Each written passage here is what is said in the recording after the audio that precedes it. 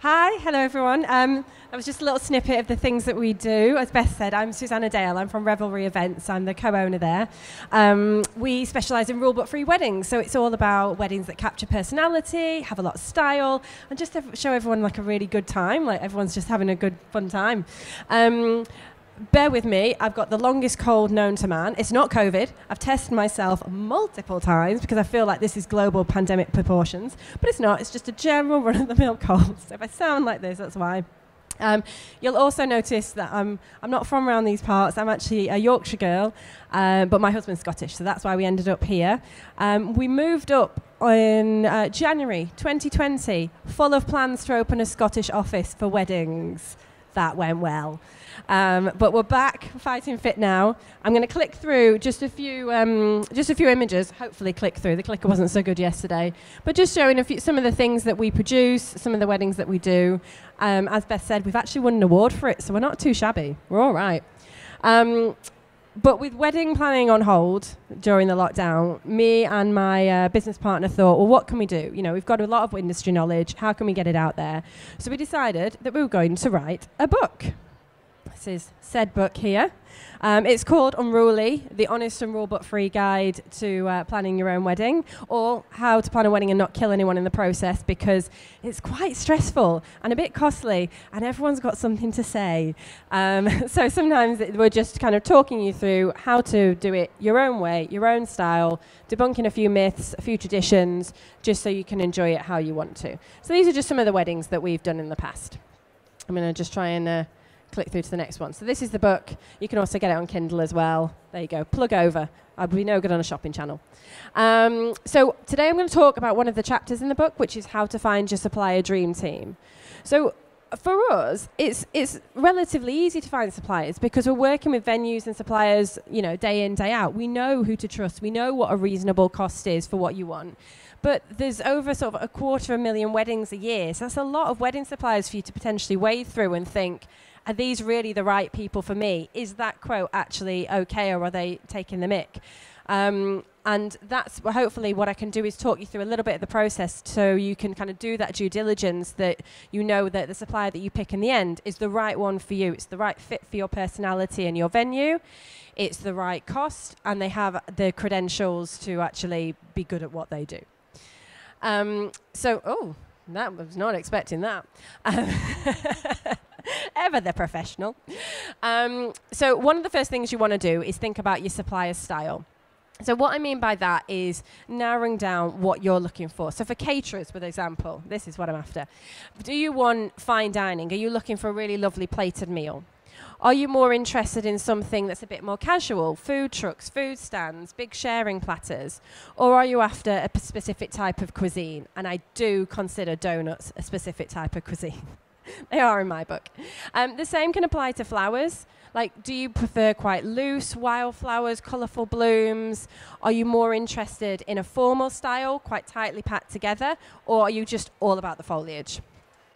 And when it comes to photographers, there is so much talent out there. They're fantastic. And don't get me wrong, they will absolutely capture your day.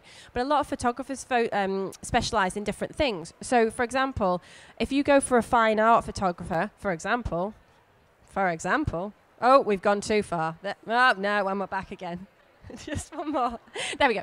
So, for example, a fine art photographer is going to get all the pretty details. If it really matters to you to make sure you've got shots of your dress and your shoes and the cufflinks and the place settings, you might want to be looking in that direction. If you are more interested in capturing the emotion and the atmosphere of the day and your guests, then this is one of my favourite ones. When we get to it, then you might be looking for more of a documentary photographer, and they do the candid shots. Can you just do the next one, Chris? No, one back. Brilliant. And then you get shots like that. Who doesn't love that on a wedding? She's obviously having a great time. And then there's also the slightly more traditional route. It's the one time you probably got all your friends and family in the same place. So you might really want to get those more posed shots of them together. And so something like this looks lovely. Oh, no, we're gone too far again. Sorry, this clicker's really clunky, so we're going to be a bit back and forth. But something like this works really well. You can get all your wedding party, your friends, your family. There's some fantastic photographers at the moment now doing kind of like Vanity Fair style photos. And they take a bit of time. They're a bit more stylized, but it's amazing shots at the end of the day.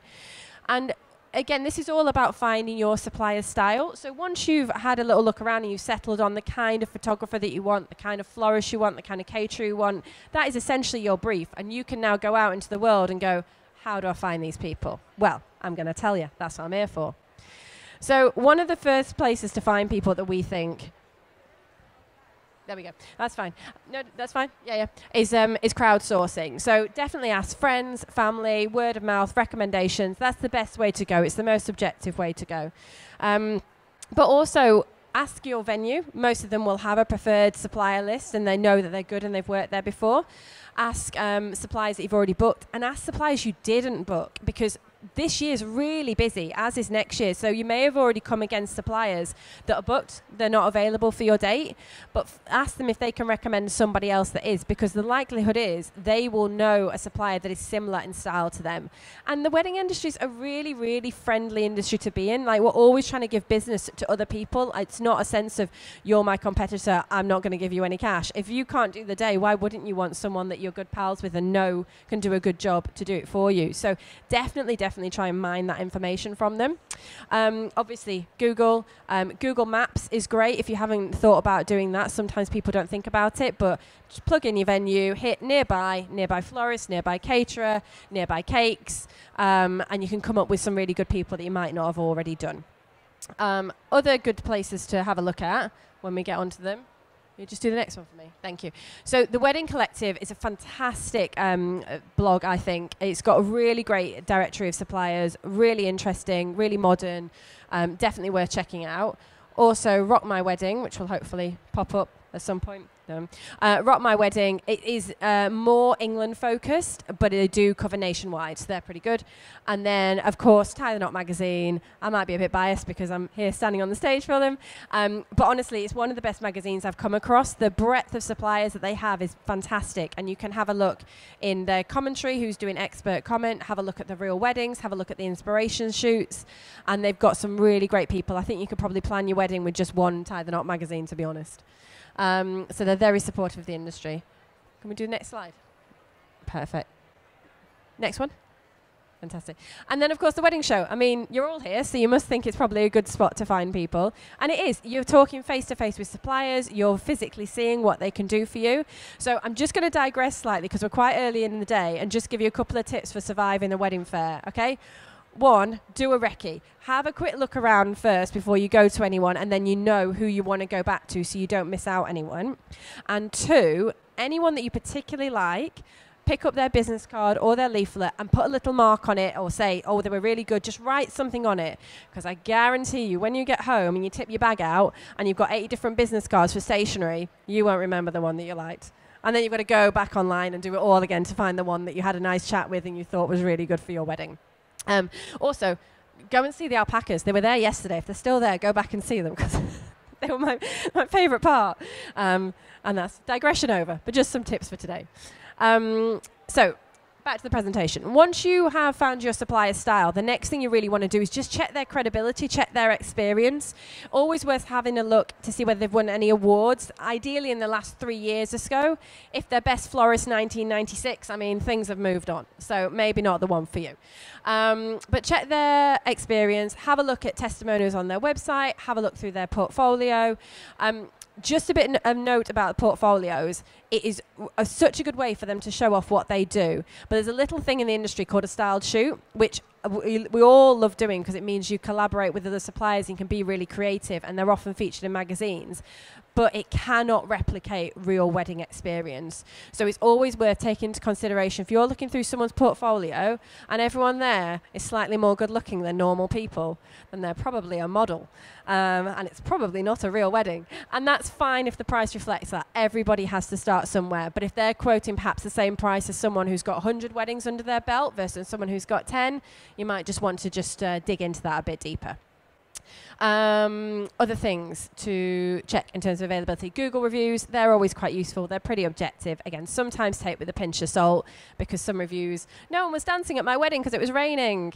I mean, that's no supplier's fault. So, you know, just have a bit of common sense there.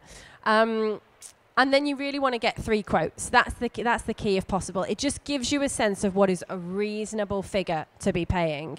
Try and give them the same brief if you can. Even if that brief is sort of vague, you know, if you're speaking to a florist, at least just say, I need 1 bouquet, I need 2 bridesmaid bouquets, I need 3 buttonholes, 8 centerpieces, and a ceremony installation. Obviously, design is going to make that different, but it's going to give you a more reasonable cost. And do not be scared of asking for like. Some caterers will give you a per head cost, and some will give you an overall cost. If you want to go back to one of them and say, oh, could you do this in per head for me? That's fine. No one's going to be upset about that, and it just makes your life a little bit easier. Definitely find out what's included. Photographers, for example, some might bring an assistant with them, so you might be getting a bit more for your money with that because they can cover another location. And also VAT. Oh, the dreaded VAT. Your wedding budget is your wedding budget. It's not your wedding budget plus VAT. And sometimes you may find you get a quote back and then you get your invoice and the invoice is plus VAT. And that's then you've got to find £1,000 from somewhere, which is not always easy to do. So just always ask, just check, does this include VAT? Not all wedding suppliers are at the VAT threshold, so they might not charge it, but just ask that question. Quite a lot of hire companies, caterers, production companies will have VAT, and you don't want a sort of nasty surprise when you're trying to do your budget and then you have to cut something else out because you've got to pay to the man, basically. So yeah, always worth doing that. And that's a good point to have a spreadsheet. I love a spreadsheet, big fan. But it means that you're not pulling things from an email 2 weeks ago to an email 2 days ago. You've just got it all laid out, and it's much easier for comparison. You might not necessarily go for the cheapest supplier. You might think, oh, they were cheaper, but actually I clicked better with them. That's fine, but it just gives you an easier sense of comparison so you can make the right choice for you.